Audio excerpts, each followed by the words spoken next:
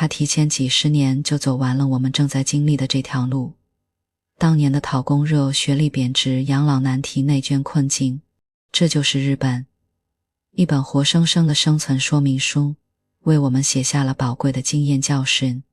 今天，我们就一起来翻开这本叫做《以日为鉴》的书，看看普通人是如何在时代洪流中挣扎选择，又为我们留下了哪些启示。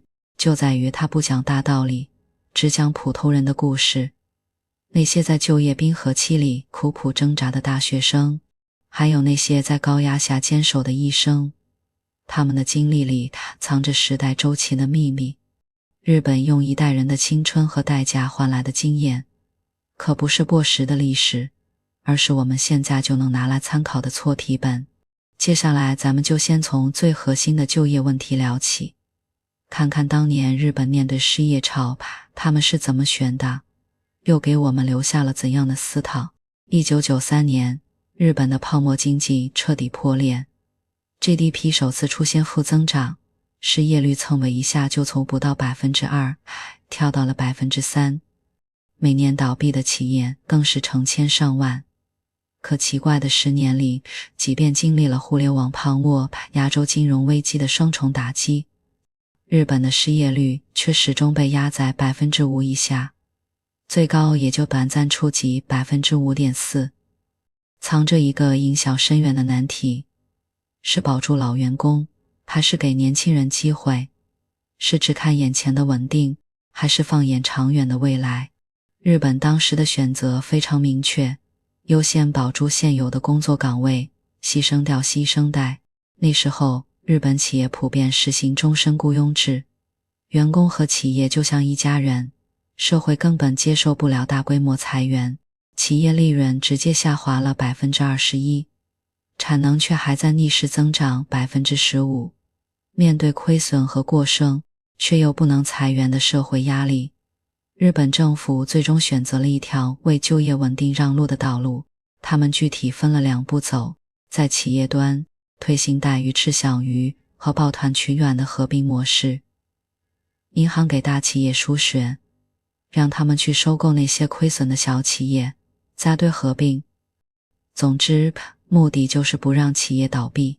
在雇佣端出台了劳务派遣法，搞起了老人老办法、新人新办法，不再要求企业培养大学生，而是鼓励大量聘用临时工，把正式岗位留给那些有经验的老年工。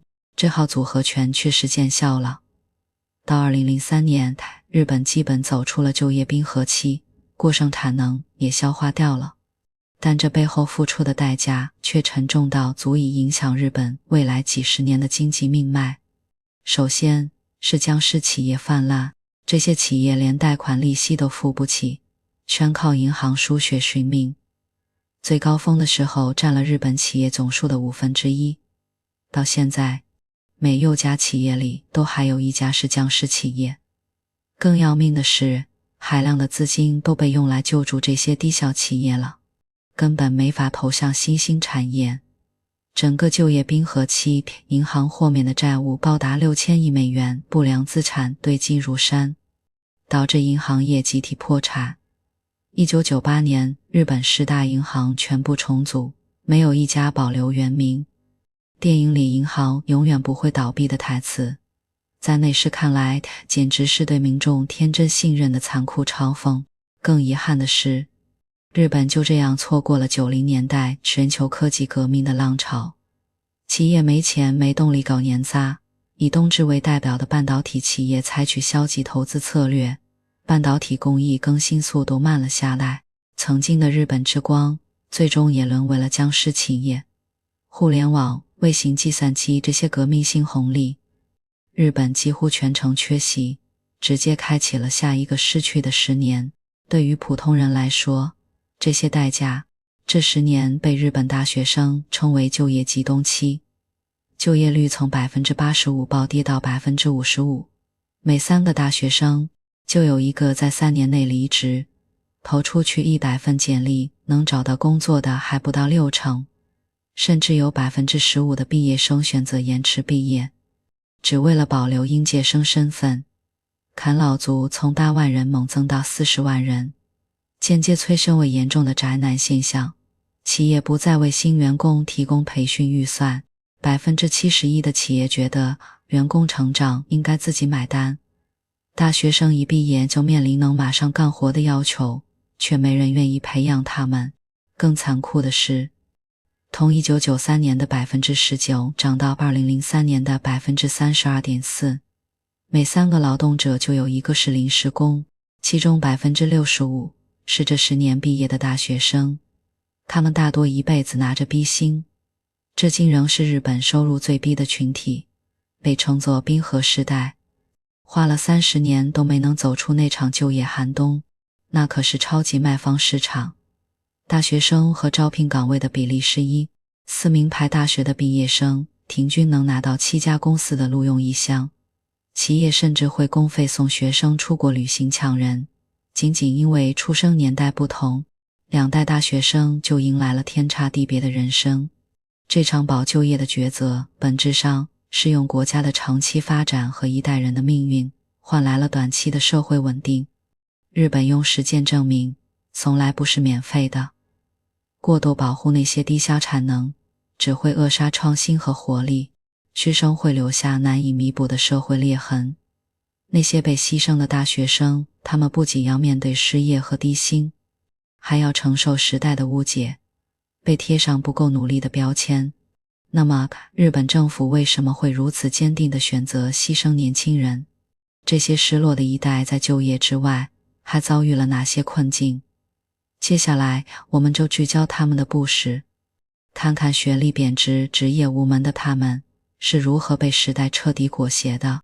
我们刚才看到，日本为了保就业，采取了忽究其心的策略，牺牲了新生代的发展空间。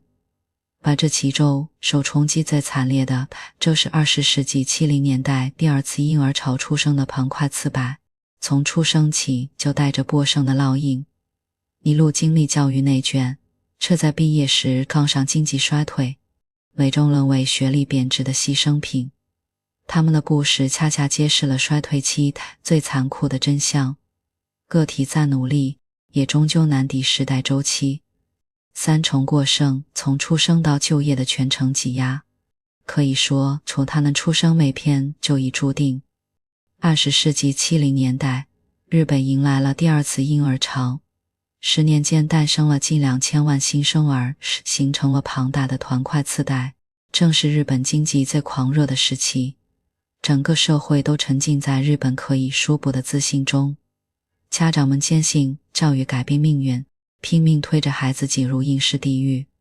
4当5路是当时最流行的口号，每天睡4小时就能考上理想大学，睡5小时就会名落孙山。70年代日本大学录取率不足 40%， 140万高中生争抢40万的大学名额，优质私立初中的申请人数是录取人数的20倍以下。为了抢占升学名额，教培机构10年间翻了4倍，东京甚至出现了封闭式集训班。小学生每天睡眠不足6小时，头上绑着努力必胜的布条刷题。可他们没想到，这场拼尽全力的教育竞争，最终换来的是3重过剩的绝境。出生时赶上人口过剩，上学时赶上教育破招过剩，毕业时又撞上就业岗位过剩。1992年第一批团块次贷大学毕业，恰好遇上泡沫经济破裂，企业利润3年蒸发了18万亿日元。原本但泡沫规模配置的能工队伍严重入会，开启了大规模缩招潮。数据这能说明问题。1989年泡沫期，大学生和校招岗位的比例是1:4，名牌大学的毕业生平均能拿到7家公司的录用意向，而到1993年，每个求职者对应的新增岗位仅有 0.73 个，意味着 27% 的人注定待业。10年间，日本大学生就业率从 55%， 3年内的离职率从 7% 飙升至 30%， 每3个大学生就有1个无法适应职场。他们熬过了应试地狱，却一头扎进了就业冰河。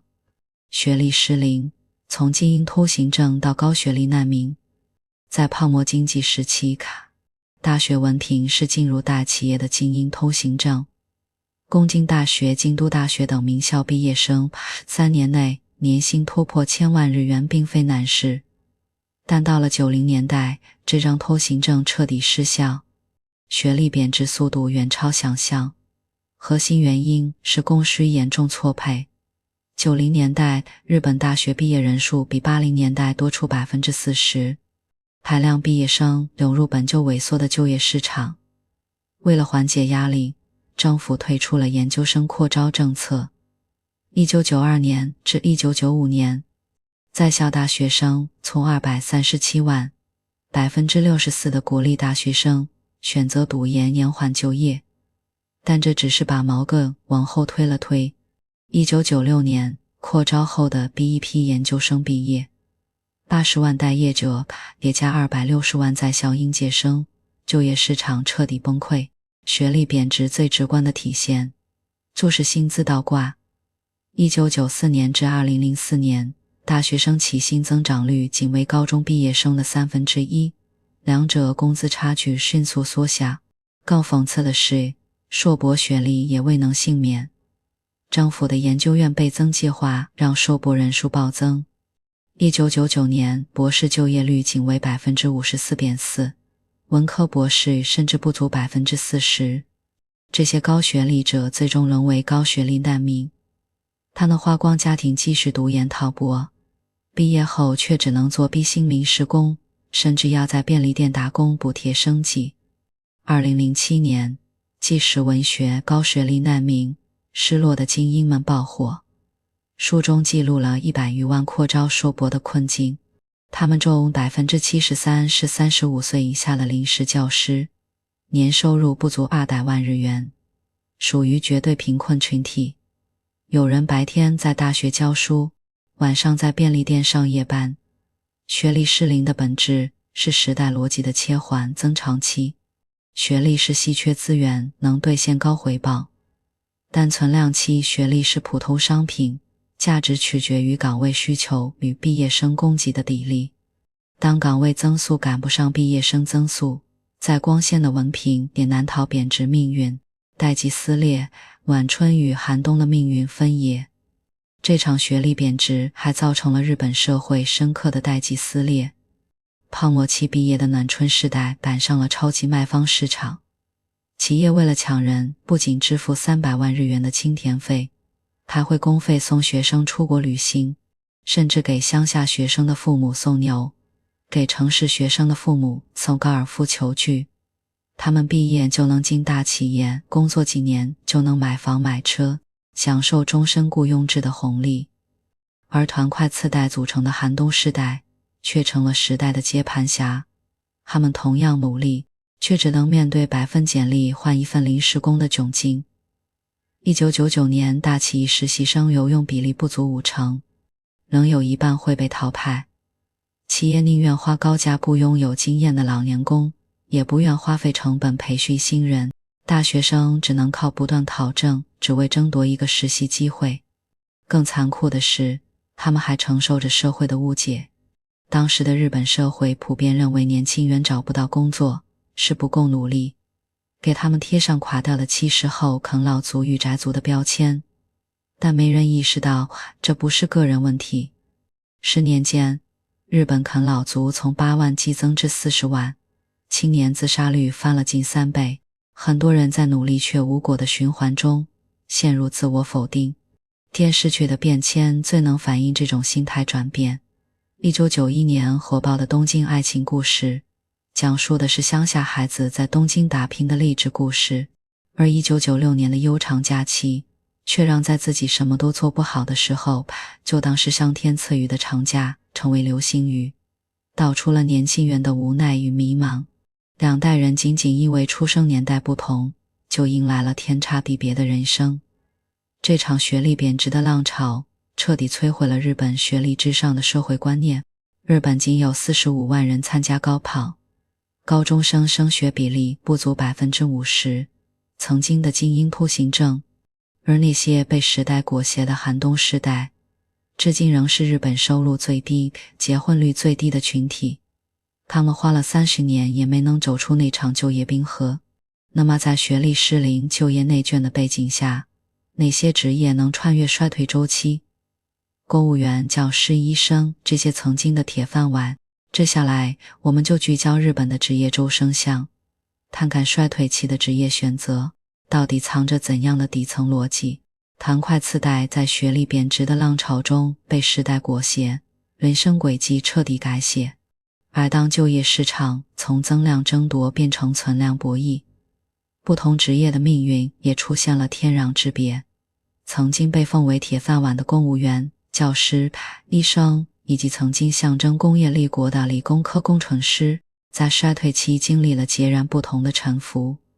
这一部分，我们就拆解这些职业的兴衰逻辑，看清衰退期职业选择的底层规律。我们先来看考公热的兴与衰。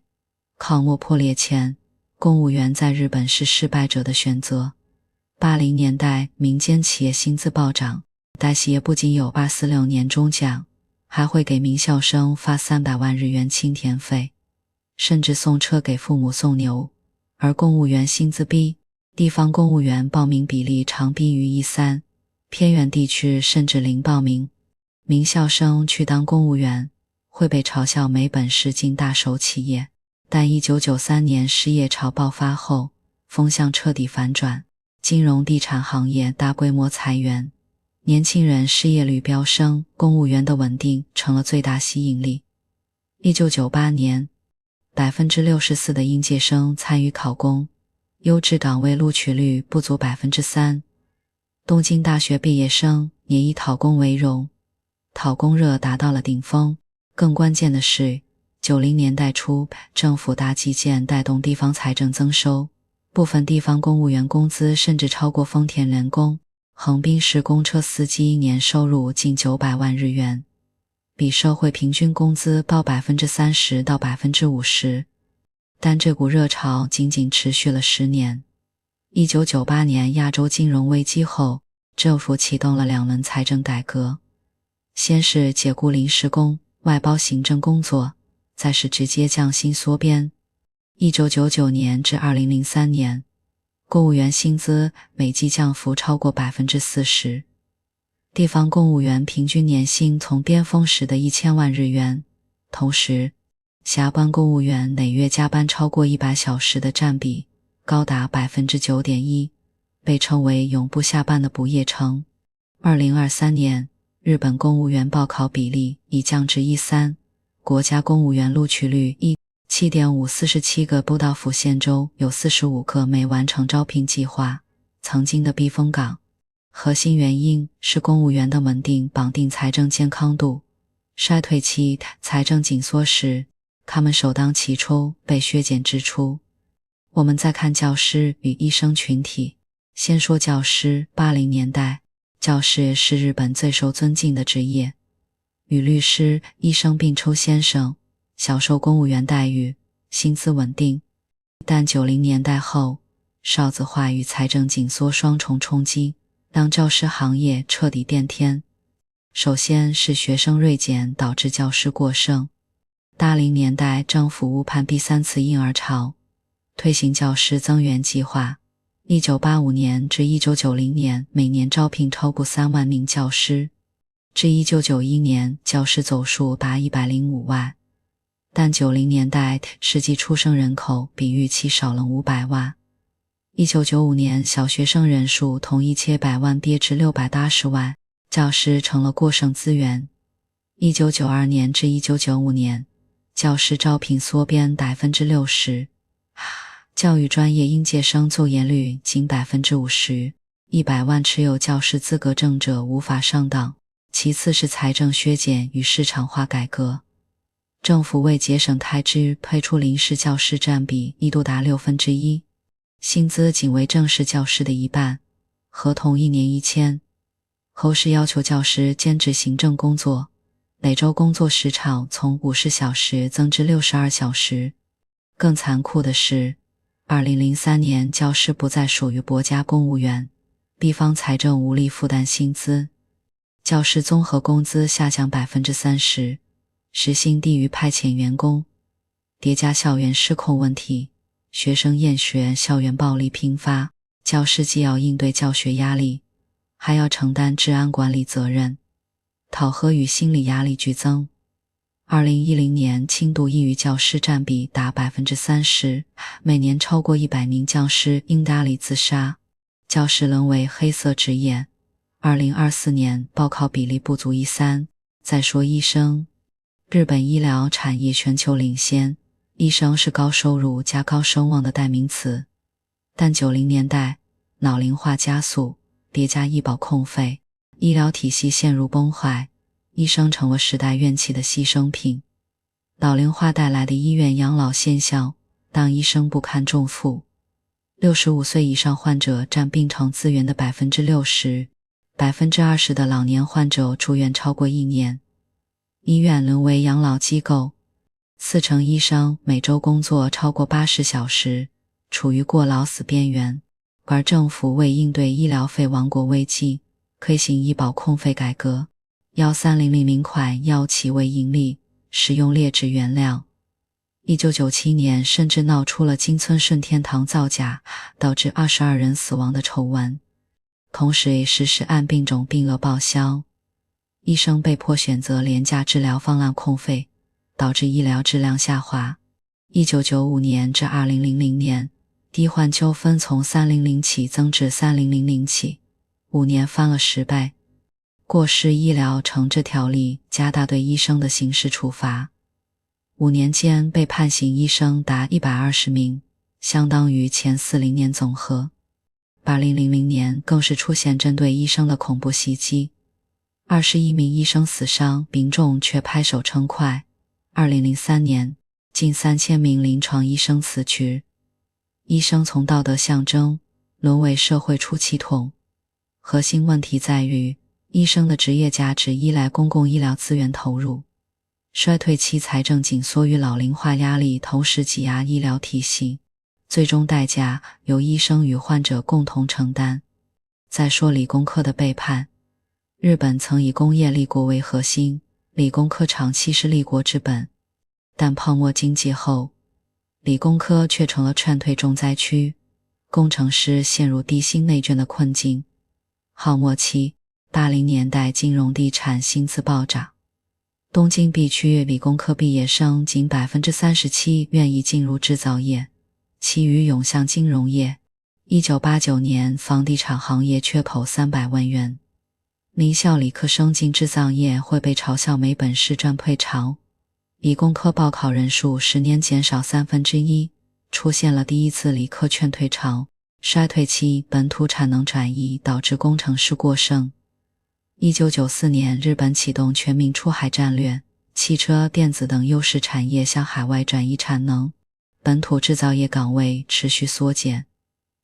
1993年至2005年，工业职工占比从 26%， 东京工业职工占比2023年不足 10%， 而70年代理工科扩招形成的工程师红利，在本土产能收缩后变成了工程师通货膨胀，留在日本的工程师陷入恶性竞争。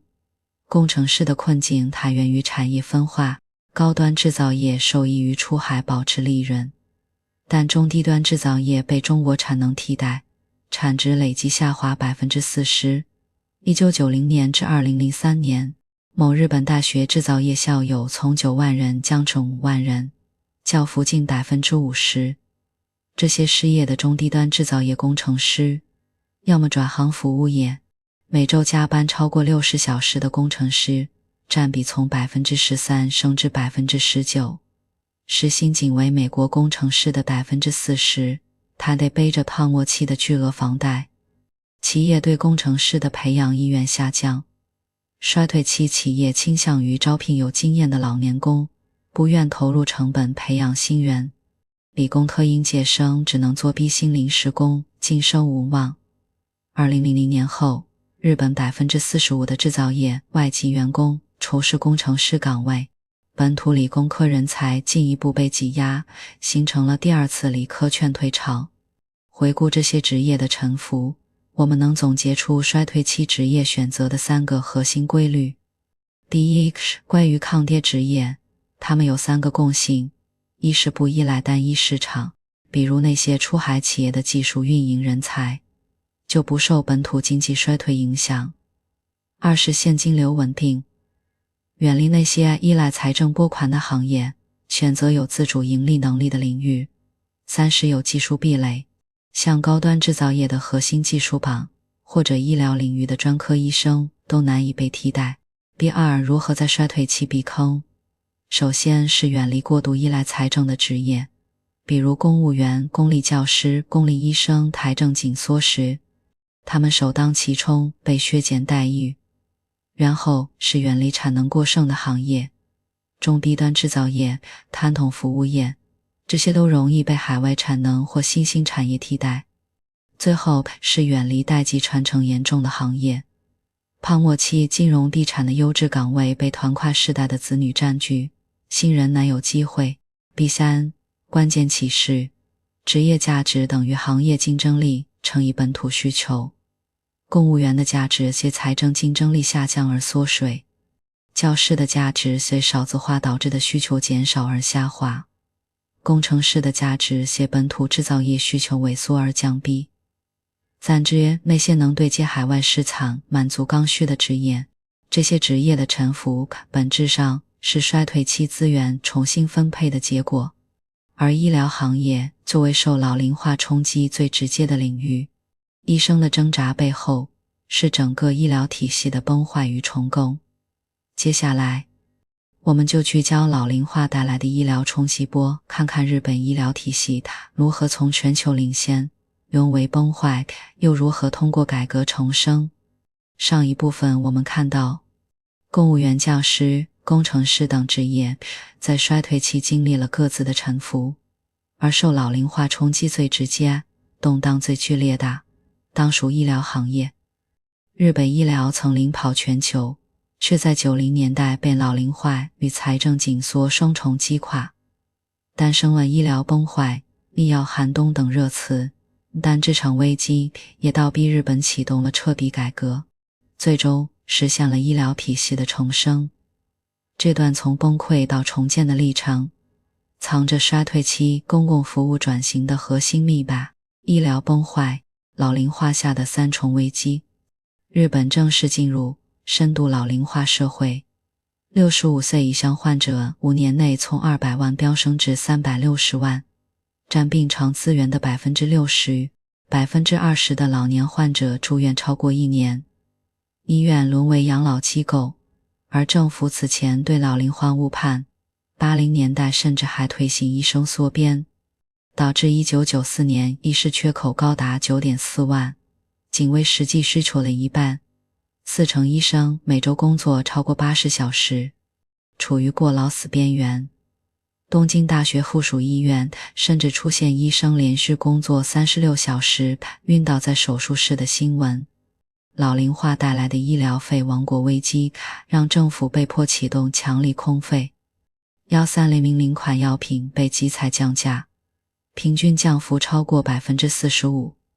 药企为盈利改用劣质原料，1997年金村顺天堂造假，导致22人死亡，同时实施按病种定额报销，医院超支自担，医生被迫选择廉价治疗方案。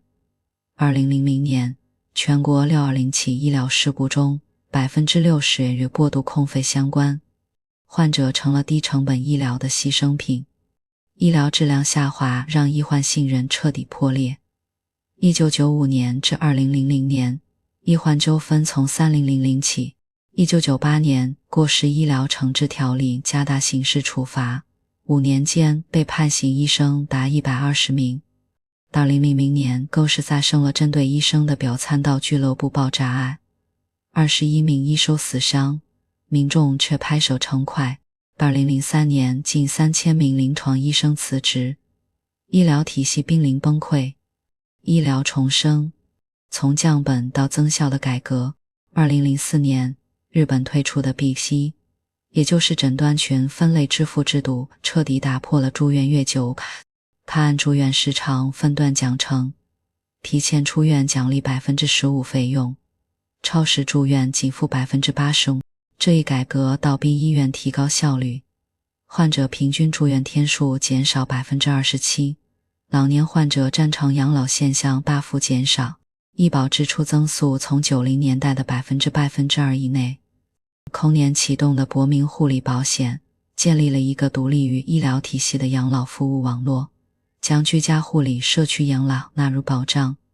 20年间，居家养老服务使用者从120万增至402万，每年320万人的护理需求从医院转移到社区，直接缓解了原本由医生承担的看护工作转由专业护理人员负责，医生得以专注诊疗核心业务。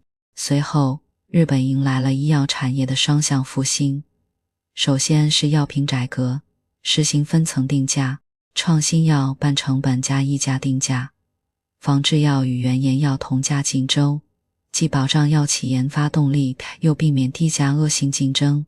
日本生物医药全球占比从2000年的 3% 升至 14%。其次是药剂师改革，将药学学制延长至6年，赋予药剂师处方审核权。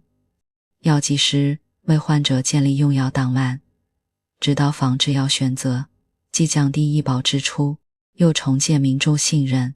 仿制药替代率从 30% 升至 85%。 日本医疗的重生核心是从单纯降本转向结构增效，不削减核心服务，而是通过制度重构优化资源配置。医生缺口靠护理分流加效率提升来化解，医保压力靠分层并价加仿制药替代来缓解，医患矛盾靠专业分工加权利保障来修复。这场改革证明，衰退期的公共服务不是削减福利，而是重构模式，把日本医疗产业在复兴后也成为出海潮中的重要力量。其创新药、养老服务的海外输出成为失落经济中的新增长点。接下来，我们就将目光转向日本衰退中最亮眼的赛道——全民出海潮，谈谈他们如何通过海外再造日本，为个体和产业找到破局之路。日本通过医疗改革化解了老龄化带来的体系危机，而在衰退的大背景下，它有一条更亮眼的破局之路——全民出海。日本国内市场内卷加剧，内需萎缩，而长达20年的出海潮却成了失落经济中少数的黄金赛道，不仅让企业榨干了海外增量，更让无数普通人找到了新的生存空间，实现了海外再造日本的奇迹。出海的起点，国内内卷逼出的必然选择。90年代的日本，国内市场陷入恶性内卷的死循环，泡沫破裂后，全民从消费型社会，内需市场快速萎缩，企业利润3年间下滑了 63%。 更严峻的是，日本仅1亿人口的狭小市场中，几乎所有行业都挤满了规模企业。机床行业有110家，空调生产企业13家，造船企业33家。同质化竞争让企业陷入低利润、低创新的内耗，但与此同时，海外市场却呈现截然不同的景象。1993年，日本上市企业本土收入开始负增长，而海外收入增速差达到了 15%。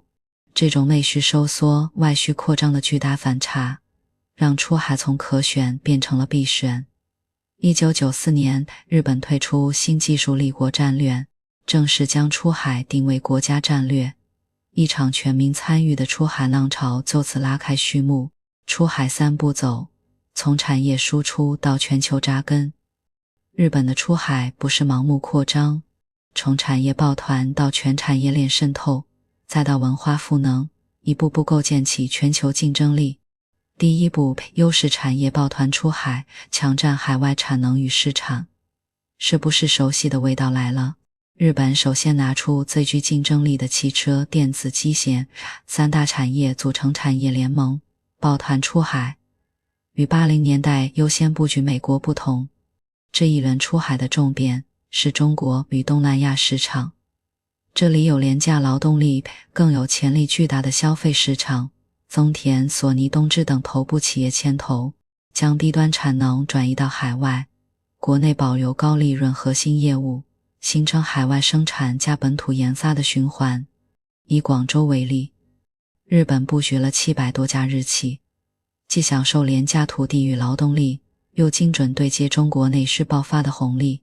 1995年至2010年，日本对华出口额增长了9倍，其中消费食品、医疗美妆等非机电产品增速最快，利润远超传统制造业。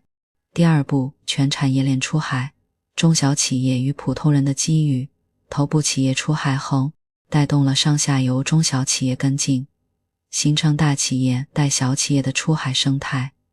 日本政府通过政策扶持，鼓励中小企业为出海大企业做配套，海外订单反哺本土供应商，再推动供应商出海，形成正向循环。这一阶段，随着海外子公司本土化需求增加，技术工程师、海外运营、供应链管理等岗位需求激增，许多日本技术人员跟随企业出海，将技术与当地资源结合，或加入当地企业，或自海外供应链红利。同时，日本涌现出大量隐形冠军中小企业，每家都占据全球细分市场 10% 以上份额。这些企业成为就业蓄水池，也让出海暖流，缓解了国内就业冰河期的压力。第三步，文化出海赋能，打造全球品牌溢价。出海的最高境界是文化赋能。1996年，日本提出文化立国战略，将动漫、游戏、旅游等文化产业作为出海重要载体。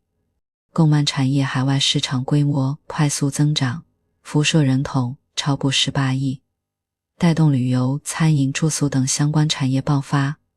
20年间访日游客增长10倍，2024年突破3000万人次。海外游客消费中 40% 用于住宿， 26% 用于餐饮。文化出海还重塑了日本产业结构。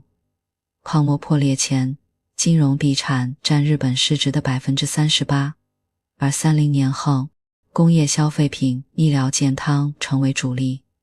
这些行业的海外收入占比普遍超过 50%。 以医药龙头 B13 共集团为例，其日本国内营收仅占 35%， 海外市场成为核心增长引擎。这场出海潮彻底改变了日本经济的底色。截至2022年末，日本海外净资产达到418万亿日元，相当于海外再造一个日本。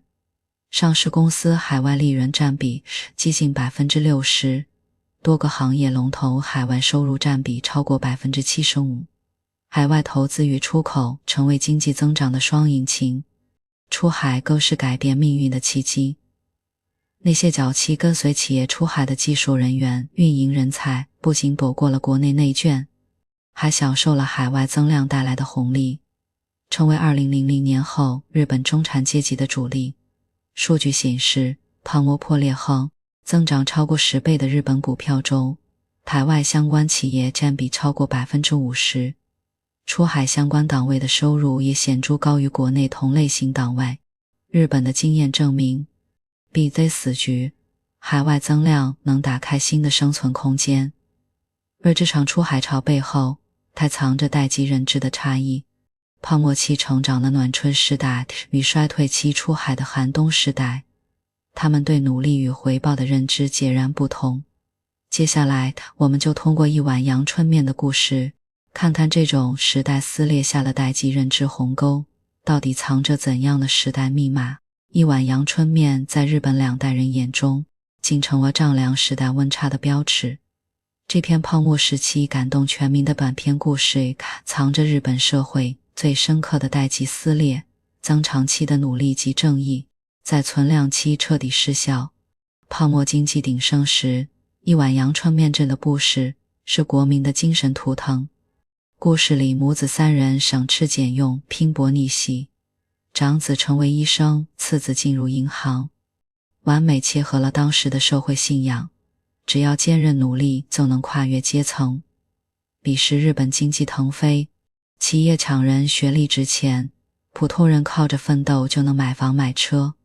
故事里的清贫与坚毅，正是这代人亲历的人生剧本，连政客都借他唤醒国民精神，可见其共鸣之深。但到了90年代衰退期，这篇故事却被年轻人骂作骗人的都市童话。就业冰河期里，大学生投递100份简历僧工作，高学历者沦为逼心临时工，奋斗比不过周期。故事里读书改变命运的逻辑，在学历贬值、岗位稀缺的现实面前不堪一击。他们再努力也成不了部室里的医生和银行职员，反而可能沦为冰河时代一辈子拿着逼薪。这种认知鸿沟的本质是经济周期的切换。泡沫期是增长型社会，增量充足，努力能分到红利；衰退期是存量型社会，资源有限，选择比努力更关键。上一代人信奉奋斗就能逆袭，是因为他们踩中了时代红利；年轻人质疑努力无用，是因为他们撞上了衰退的高墙。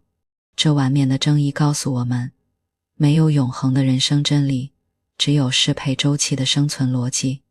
探清这种时代差异，才能理解不同代际的选择，也才能找到自己的破局之路。接下来，我们就汇总全书的核心启示，提炼出衰退时代的生存心法，帮你在这个不确定性中找到确定性。读完日本这40年的衰退史，我们最终要回答一个核心问题，在时代的不确定性中，普通人该如何自处？其实答案早已藏在那些被时代裹挟，归结为4条可落地的生存心法。第一，探清周期，放弃稳定幻觉。日本的就业冰河时代用30年证明，衰退期没有永恒的铁饭碗。公务员会降薪，教师会过劳，大企业会裁员。所谓稳定，从来不是依赖某个组织，而是适配周期的能力。就像日本出海潮中的从业者，他们没有执着于本土的内卷，而是顺应外需扩张的趋势，在变化中找到了确定性。我们要做的是警惕被保护的落后，主动远离僵尸行业，把精力放在锤炼不可替代的技能上。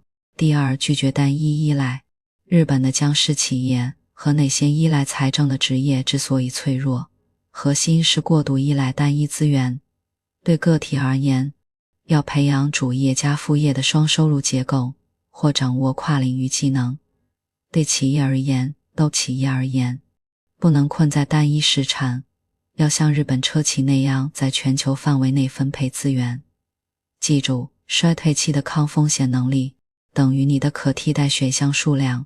第三，重新定义努力，选对赛道再发力。团块次贷在因势避遇里的拼搏，最终输给了时代周期。这告诉我们，无效内卷不如有效选择，努力要放在有增量的领域。就像日本的高端制造文化出海，而不是在衰退行业里消耗自己。真正的聪明是看清趋势后顺势而为，在时代的红利赛道里努力，才能事半功倍。第四，拥抱重构。日本的医疗改革和出海潮都证明，衰退从来不是单纯的失去，更是资源重组的过程。老龄化让传统医疗崩坏，却催生了护理保险与医药复兴，本土市场萎缩，却造就了海外再造日本的奇迹。对我们而言，要学会在重构中发现机遇，可能是一个新兴的职业方向，可能是一个未被满足的需求，可能是一次跨界的尝试。最后回到罗曼·罗兰的那句名言，世界上只有一种英雄主义，就是看清生活的真相之后，衰退时代的生存从来不是躺平或焦虑，而是在认清周期的残酷后，依然坚持做难且正确的事，锤炼技能，拥抱变化，积累抗风险资本。日本用一代人的代价为我们写下了这本生存说明书，而我们的使命就是站在他们的肩膀上，在时代的浪潮中坚定地走向属于自己的确定性。